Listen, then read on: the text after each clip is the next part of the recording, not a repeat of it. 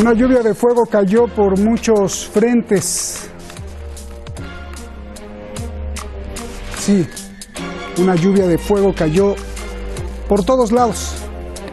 Misiles que no pudieron ser detenidos por sistemas más modernos. Cada quien respondió con furia.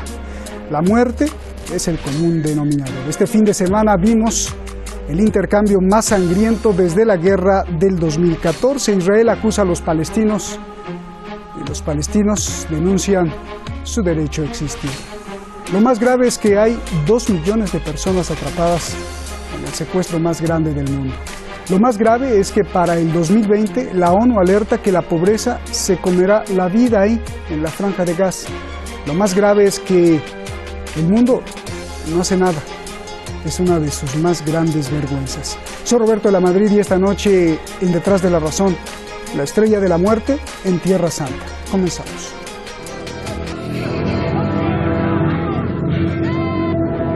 Los palestinos protestan. Repudian que Donald Trump haya reconocido a los Altos del Golán como propiedad de Israel y también exigen que se levante el bloqueo económico a la Franja de Gaza. Israel mata a 2 palestinos. Como respuesta, los grupos palestinos Hamas y la Yihad Islámica lanzan más de 600 misiles contra territorios ocupados por Israel. Dejan casas, vehículos y fábricas destruidas.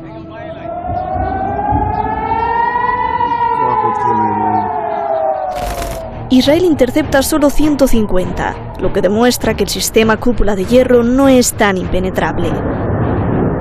El Washington Post publica que los misiles palestinos, considerados caseros por Israel, están poniendo en aprietos a la defensa. Explica que la cúpula de hierro está diseñada para interceptar misiles de alto poder letal.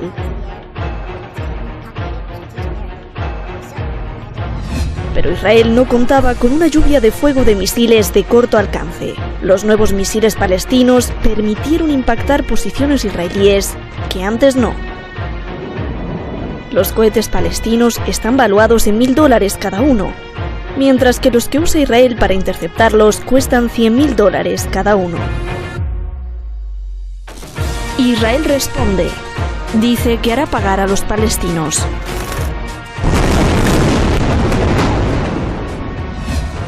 Una bebé de pocos meses muere junto con su tía.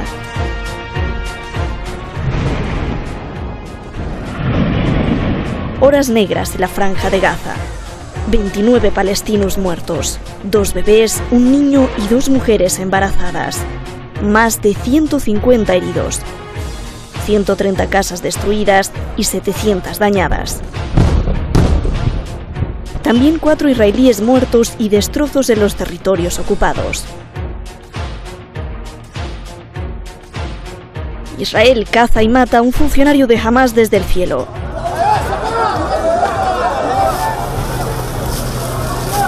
Israel asegura haber atacado 350 objetivos y prepara 2 brigadas militares para una posible invasión. Trump apoya a Israel y dice que tiene todo su derecho. 3 días de intercambio de fuego. Es la escalada más sangrienta desde la guerra de 2014.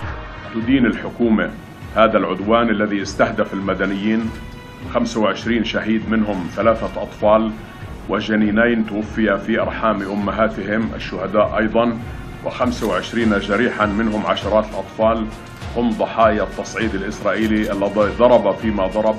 Con la mediación de Egipto y de la ONU, Israel y los grupos palestinos, incluidos Hamas y la Yihad Islámica Palestina, acuerdan una tregua a partir del lunes. Hamas dice que no busca otra guerra. Exige que Israel facilite vida digna a los palestinos, extienda la zona de pesca y permita la transferencia de dinero desde Qatar. Pero Israel dice que esto es solo una pausa.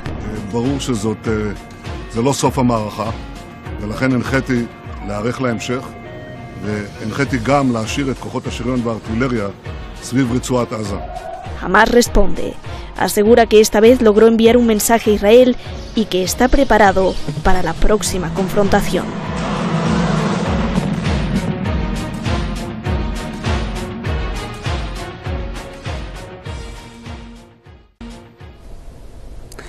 Muchas gracias al equipo detrás de La Razón, muchísimas gracias, como siempre, a usted, sobre todo después del cierre 3 veces de la cuenta de YouTube y de Google, de este programa y de Span TV, que usted ha estado subiendo los programas. Muchas gracias, porque así ya hay por todos lados y YouTube va a estar muy difícil que lo censure. Gracias. Tengo el honor de presentar a 2 grandes analistas, que son mis amigos. Muchísimas gracias por estar aquí. Buenas noches en Teherán. Beatriz Lluvero, periodista, quien ha vivido incluso en carne propia muchas de las cosas que suceden, estudiosa de Oriente Medio, gracias, o de Oriente Próximo, como se llama en España. Cristian Said Nader Cataño, gran analista también internacional. Cristian, ¿te acuerdas cuando contactamos la primera vez? Gracias por estar aquí. Buenas noches a los dos. Beatriz, comienzo contigo. Este alto al fuego se debe a que la defensa de Israel no pudo detener la lluvia de cohetes palestinos, y al ver que podría ser más peligroso, entonces Israel dobló las manos, ¿o qué pasó? Explícanos, por favor, Beatriz.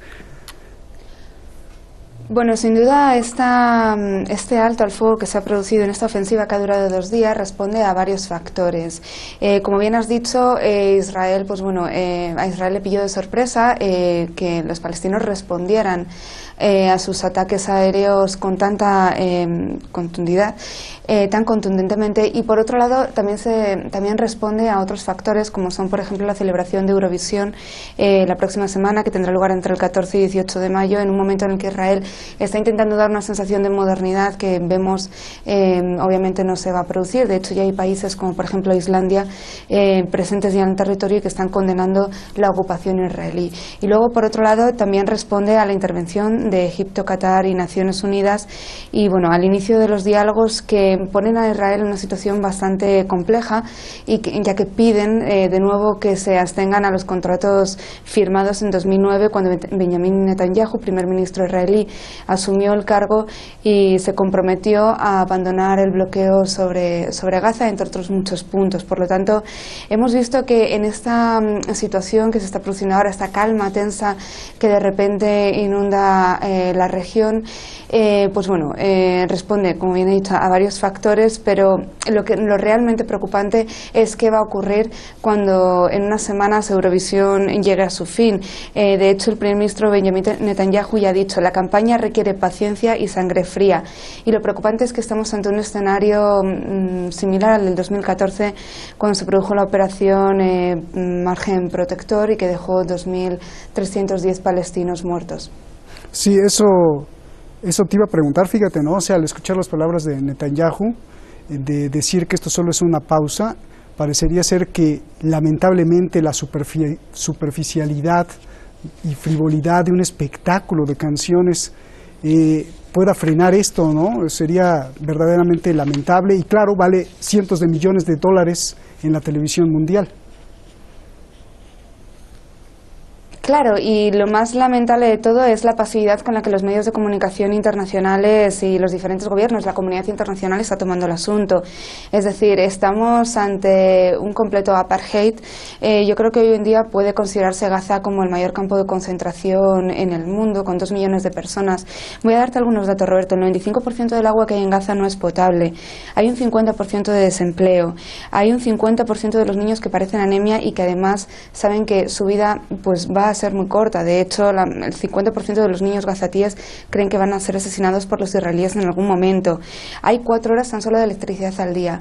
Pensar que la vida así en un territorio tan reducido como es Gaza es posible es prácticamente una locura. Y yo creo que sin duda estamos ante un escenario similar al del 2014, en el que, como vemos, hay bajas, sí, por los dos bandos, pero es que en el 2014 murieron 66 soldados israelíes frente a los 2.310 palestinos. Por lo tanto, creo que en este conflicto hay 2 partes, pero sin duda no son iguales, no se miden de la misma forma. Bien. Cristian, quiero escuchar tu visión, tu versión. Lo que vimos hace unos días fue la escalada más violenta entre Israel y la Franja de Gaza desde la horrible guerra del 2014, pero también un acuerdo de cese al fuego muy rápido, ¿no? ¿Por qué? Israel se rindió y dijo, está bien, alto al fuego. ¿Qué pasó? Bueno, primero los cuarteles sionistas están reconfigurando, digamos, sus estrategias para la siguiente ofensiva. La ofensiva continua, por supuesto, es una ofensiva eterna de 70 años. También ver cómo podían paliar mediáticamente esto, ya que es curioso, ningún medio a nivel mundial, incluso más, es increíble esto, más los medios sionistas del propio Israel y los estadounidenses, los sionistas hablan más de lo que realmente ocurrió que los estadounidenses. Por ejemplo, siempre omiten que mataron, por ejemplo, a 2 personas el viernes pasado en las marchas de retorno. En el caso estadounidense, no, en el caso estadounidense dicen que fue una represalia, un ataque de las brigadas Al-Qassam, y modifican constantemente el discurso, ¿no? Pero esta pausa es justamente por este evento musical, espectáculo que va a ocurrir a nivel europeo. No sabemos qué hace Israel a nivel europeo, pero bueno, están ahí. Y por cierto, también justamente por la potencia de los misiles, muchos de ellos caseros, una tecnología muy rústica, pero incluso logró impactar precisamente territorio del ente sionista, territorio palestino ocupado. Es curioso, hicieron la introducción, que un misil de estos cuesta decenas de miles de dólares, los israelíes, y uno de estos misiles palestinos cuesta $1,000 o menos. Entonces estamos viendo cómo, sin tener un ejército regular, nacional, como es el caso palestino, porque si no se lo permiten obviamente, puede defenderse y puede causar serias bajas por parte del enemigo, ¿no? Entonces creo yo que al mismo tiempo que están reconfigurando su ofensiva para atacar próximamente a Gaza, y que es la primera ofensiva después de la elección del criminal de guerra Melikowski, alias Netanyahu, también están reconfigurando su ofensiva mediática. Recordemos que está pronto a salir este llamado Tratado del Siglo, que más o menos ya se han empezado a filtrar ciertas cosas, y vemos, por ejemplo, que le van a llamar Nueva Palestina, ese es el proyecto, que es exactamente sería una subordinación totalmente colonial por parte de Israel, y que Palestina busque justamente aceptar esa subordinación. Pero lo más curioso dentro de estas filtraciones es ver cómo, por ejemplo, el presidente Al-Sisi de Egipto ha traicionado totalmente la causa, no voy a decir panárabe, pero por lo menos de hermandad de este discurso público que tienen con el pueblo palestino, ¿no? Es totalmente falso y cínico e hipócrita lo que está pasando. Entonces esta pausa tiene un motivo principal, lo repito, es reconfigurar su estrategia mediática y reconfigurar su estrategia bélica a nivel de campo, ¿no? Porque realmente Palestina lo que pudo hacer en esta contraofensiva, porque esta es una contraofensiva, todo comienza el viernes, es lo que omiten, y a partir del sábado, con la represalia justamente palestina, pueden causar muchas bajas, ¿no? Entonces Israel no se lo espera nunca. Lo mismo ocurrió con la guerra del Líbano en la década pasada. Justamente Hezbollah logró ganar esa guerra. Oye, entonces, Cristian, pero Israel dice que su cúpula de hierro, esta famosa cúpula de hierro, está diseñada para misiles más poderosos, porque pues los hechos caseramente pues no los puede detener. ¿Por qué? Mira, creo que la mejor analogía podría ser, digamos, tenemos un gran halcón, no sé, alguna ave gigantesca, un cóndor andino, y ese cóndor andino está buscando presas, digamos, más pequeñas, pero no tan pequeñas como una abeja. Entonces, los palestinos lo que hacen precisamente es eso, lanzar cientos de miles de pequeños misiles que no pueden ser detectados por el sistema de cúpula de hierro, y estos grandes misiles incluso no pueden atacar tantos pequeños proyectiles que son lanzados desde Gaza. Entonces, es lo que el presupuesto bélico estadounidense sionista no está esperando, que no está listo para una guerra de guerrillas. Oye. Por eso cuando hay un desembarco de tropas mandan tropas a Israel, siempre van, digamos, en las noches, un número pequeño, porque realmente no están preparados para una guerra a gran escala. Pero Cristian, si la franja de Gaza está sitiada y está en un secuestro permanente, donde no les dejan pasar alimentos, medicinas, combustibles, ¿cómo es posible que tengan cada vez mejores misiles o más misiles? Porque el ingenio humano no termina, y más cuando estás en resistencia por alguien que quiere exterminarte por completo. Recordemos solo una cosa, la resolución 3743, si no me equivoco, de Naciones Unidas, creo que es a principios de los 80, en el 82, dice que cualquier país bajo el ataque de una potencia colonial tiene la obligación moral de responder ese ataque, y no hay sin ninguna pena por parte de una organización internacional. Entonces Palestina está haciendo lo propio para justamente sobrevivir. Bien, a ver, Beatriz, ¿querías decir algo antes de que te pregunte cosas? Sí, además, señalar solo una cosa a lo que mi compañero ha comentado, y es que es la primera vez en 4 años que Israel ha retomado de nuevo los asesinatos selectivos, y esta vez lo ha hecho asesinando al líder Ahmed Hutari. Además, Israel está intentando llevar a cabo una estrategia digamos, de intentar desmembrar la cúpula de Hamas, que es una estrategia, por otro lado, absurda, porque es que no va a poder acabar en ningún momento, aunque lo consiguiera, con un movimiento miliciano, con un movimiento ideológico. Ya se intentó en 1992, cuando el líder de Hezbollah, Abbas Mousavi, fue asesinado, y hoy en día tenemos un Hezbollah más potente que nunca, más fuerte que nunca, liderado por Hassan Nasrallah. Por lo tanto, este intento de Israel de acabar con un movimiento, entrar en Gaza, comenzar otra vez con los asesinatos selectivos es completamente inútil. Oye, Beatriz, el primer ministro de Israel discute con su gabinete una invasión militar, como tú decías. Yo te pregunto, ¿estará calculando bien las cosas? ¿Qué significaría un ataque de este tamaño contra la Franja de Gaza? Bueno, un ataque de este tamaño contra la Franja de Gaza supondría volver al escenario otra vez de 2014. Creo que es algo totalmente negativo para el gobierno israelí, aunque ya hay datos. De hecho, el ejército está preparando una ofensiva terrestre con 3 unidades de infantería. 2 de ellas ya están sobre el terreno, un teniente coronel del ejército israelí ya ha declarado a los medios, y por lo tanto este escenario supondría el peor, tanto para los gazatíes como para el gobierno de Israel. Este conflicto es un conflicto que dura en el tiempo, es un conflicto de desgaste, y no hay que olvidar que la opinión pública ya está bastante cansada, a pesar de que los medios de comunicación, los gobiernos en general apoyan al gobierno de Israel.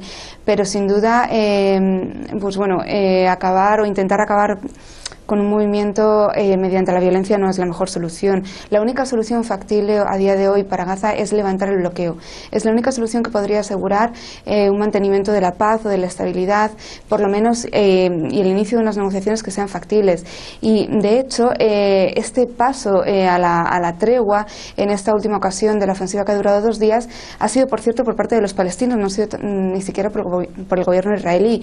Por lo que vemos que hay voluntad por una de las partes, pero parece que por la otra no, y parece que la parte israelí no está calculando realmente el efecto que esto puede tener para su propio gobierno. Bien.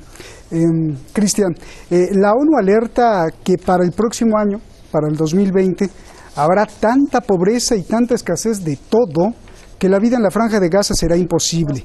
Pero también estudiando las imágenes en el asesinato selectivo que hizo Israel disparando desde el cielo a un funcionario palestino que iba manejando en su coche, yo vi un coche casi de lujo, último modelo. Pregunta, ¿qué tan deteriorada está en realidad la situación en Gaza? Bueno, hay un sector importante de la clase, digamos, dominante, gazatí, y también en Cisjordania, pero en un nivel mucho menor, que recibe ayuda directa, digamos, de ciertas potencias que en este momento podrían incluso declararse enemigas de la propia Palestina, ¿no? Cada vez se han ido alejando mucho más. Hay subvenciones por parte de varios estados al pueblo palestino. Israel las ha frenado, por supuesto. Tenemos el caso catarí, que es el más emblemático. Sin embargo, sigue entrando dinero, generalmente, ni siquiera dinero vía un banco, sino casi en especie, casi dándolo. Esto entra vía Egipto, ¿no? Entonces ciertos partidos, la cúpula del partido de Hamas, un sector de ella, no toda, tiene todavía influjo por parte de los saudíes. Entonces de ahí viene esta supuesta riqueza, ¿no? Sin embargo, esto no quiere decir que el resto de la población palestina, por supuesto, vive en esas condiciones. La ONU dice esto, que en los próximos meses el nivel de vida en Palestina se va a desplomar, pero si creen que esto es vida, lo que ocurre en Gaza, no sé en qué planeta viven. Recordemos que en Gaza son, si no me equivoco, 2 millones de personas en un espacio de 360 kilómetros cuadrados. O sea, realmente es un gueto, es un campo de concentración al mismo nivel, incluso tal vez más deplorable que el gueto de Varsovia, el cual, por cierto, muchos de los generales más ancianos del ente sionista formaron parte, ¿no? Entonces, hablando justamente de eso, creo que es curioso ver cómo las potencias árabes, muy hipócritas y totalmente desfachatez, están permitiendo que el nivel de vida de Gaza se desplome y las agresiones por parte del ente sionista sigan, traicionando la lucha en Gaza, justamente vinculándose al ente sionista, llámese los petroemiratos del Golfo o la petromonarquía saudí, ¿no? Entonces vemos en los dos extremos, tanto en Levante como al sur de la península arábiga, vemos una agresión por parte de 2 de las potencias más ricas de la región, y el caso de, por ejemplo, Arabia Saudí del Orbe, contra los países más pobres, ¿no? Yemen, el país más pobre del Orbe, siendo destruido por parte de los saud, y el caso palestino siendo destruido por el ente sionista, con total silencio por parte del gobierno de Egipto, con total silencio por parte de los emires del Golfo y por supuesto de Mohammed bin Salman. Entonces, es un escenario funesto, sin embargo, lo vuelvo a lo mismo, el pueblo gazatí sigue resistiendo. Bien. Beatriz, te hago esta pregunta que se me hace muy curiosa. A ver, una de las exigencias de Hamás es que Netanyahu no dejó que Qatar transfiriera $20 millones a la Franja de Gaza, porque de hecho parecería ser que los usó Netanyahu porque les prometió todo antes de las elecciones, ganó y después se olvidó, ¿no? Y ahora Qatar, pero no va por ahí la pregunta, y ahora Qatar anuncia que enviará más dinero, $480 millones más hacia la Franja de Gaza. Yo te pregunto, ¿por qué Qatar está tan interesado en enviar dinero a los palestinos? Bueno, como sabemos, Qatar es un estado que está enfrentado ahora mismo a Arabia Saudí, ¿no? Entonces, de alguna forma... Arabia Saudí, entonces de alguna forma pues bueno, tiene una causa en Palestina. Arabia Saudí hace un año, si no me equivoco, el príncipe Mohammed bin Salman fue el primer estado árabe en mostrar su apoyo y solidaridad al pueblo israelí, bueno, sugerir que los palestinos tenían que abandonar la idea de un estado, ¿no? Fue algo realmente sorprendente para todo el mundo árabe y bueno, sinceramente creo que el hecho de que Qatar esté apoyando ahora mismo a los palestinos y en especial a Hamás responde pues bueno a esta confrontación directa con Arabia Saudí, bueno, una ayuda estratégica. Al final es el enemigo, ¿no? Que el enemigo de mi amigo, pues bueno, el amigo de mi enemigo es mi amigo. Y bueno, sin duda creo que al igual que Turquía, que también apoya a los palestinos, son movimientos estratégicos que se realizan en la zona. ¿Quién impide la paz, Beatriz? Y que, bueno, da la sensación de que en algunos momentos se olvida un poco, pues bueno, que no es una cuestión únicamente de estados, de poderes fácticos, de grupos, de organismos. Hay muchísimos civiles que están dentro de Gaza, que están sufriendo. Hay muchos civiles que no apoyan a ningún bando, simplemente quieren únicamente vivir y no pueden vivir en Gaza. Entonces, bueno, creo que eso es lo que deberíamos de poner realmente en relevancia y en el foco, ¿no?, de los medios de comunicación, que estamos ante el mayor campo de concentración del mundo y nadie está haciendo nada. Bien. Cristian, la última pregunta. ¿Quién impide la paz para ti? Y si existe la posibilidad de alguna rama secreta de Israel que le deje tener armas a los gazatíes para que siempre estén en violencia. Esa es una. Y la dos, en un mes, no sé por qué, si es estrategia o no, después de Ramadán, el mes sagrado de los musulmanes, Donald Trump anunciará el llamado acuerdo de paz del siglo diseñado por su gran cuñado judío Jared Kushner. ¿Qué se espera? Por favor. Solo una cosa rapidísimo, hablando de Turquía, lo mencionaron, justamente se puede ver la conflagración y el cisma entre Qatar y Turquía por la hermandad musulmana y el wahabismo con Arabia Saudí, ¿no? Por eso justamente Israel va directo contra Anadolu, sabían perfectamente dónde estaba la agencia de prensa. Pero bueno, concretamente, quien fomenta la guerra es precisamente Estados Unidos, y justamente es en Ramadán porque justamente Trump se quiere ver como un nuevo, guardando las distancias y más que porque estás en Irán, como un nuevo Ciro el Grande, se quiere ver como el pacificador de lo que está ocurriendo en Levante y concretamente en Palestina, ¿no? Por supuesto es una estrategia publicitaria totalmente hipócrita y totalmente nociva para los intereses palestinos. Todo está justamente construido para satisfacer por completo al ente sionista y para afianzar su expansionismo en la zona, ¿no? Entonces, yo creo que en este momento, creo que el pueblo palestino, más allá de esa pobreza extrema en la que se vive en Gaza, creo que tienen el derecho a defenderse con lo que sea necesario y por donde entre las armas y donde sea posible, sean piedras, sean misiles, sea cualquier tipo de cosas. No estamos hablando de una guerra simétrica, estamos hablando de una guerra de defensa por la supervivencia del pueblo palestino. Entonces creo que lancen misiles, que lancen piedras, que hagan lo que sea necesario, porque el mundo no va a ir a ayudarles. No se permite la ayuda multinacional, ni siquiera en cuestiones armadas, en cuestiones alimentarias, en cuestiones de salud. No se puede. El pueblo de Gaza está solo y está aislado. Es, digamos, una isla en medio de un país que los ha traicionado, Egipto, y un ente sionista que los quiere destruir y borrar de la... Nadie los ayuda, ni Estados Unidos, ni Francia, ni Rusia, ni China, ni nadie. Gracias, Cristian. Gracias, Beatriz. Gracias. Un saludo grande a los dos. Buenas noches. Sí, ¿querías decir algo, Beatriz? Rapidísimo. Beatriz. ¿Querías decir algo? Sí. No, ya no. Gracias. Bueno, yo cierro con esto. Mire, nada es coincidencia, nada, en la política. Entre menos sepa el pueblo, pues es mejor. Más campo de acción hay para los poderosos. La escalada de violencia en la Franja de Gaza que vimos, la amenaza de Israel, el portaaviones nuclear de Estados Unidos que se dirige aquí hacia Irán, las sanciones estadounidenses, todo es un rompecabezas gigantesco donde se inventa y se reinventa el mundo mismo. El asunto es no perder de vista quién y cómo jala los hilos que cada vez son más invisibles. Armas de quinta generación entre el ciberespacio y la electricidad que quiere dominar las almas y las mentes. Mañana aquí un día crucial para Irán, para Oriente Medio y para Estados Unidos. El presidente Rouhani hará un anuncio que Washington en este momento está tratando de descifrar. Mañana nos vemos.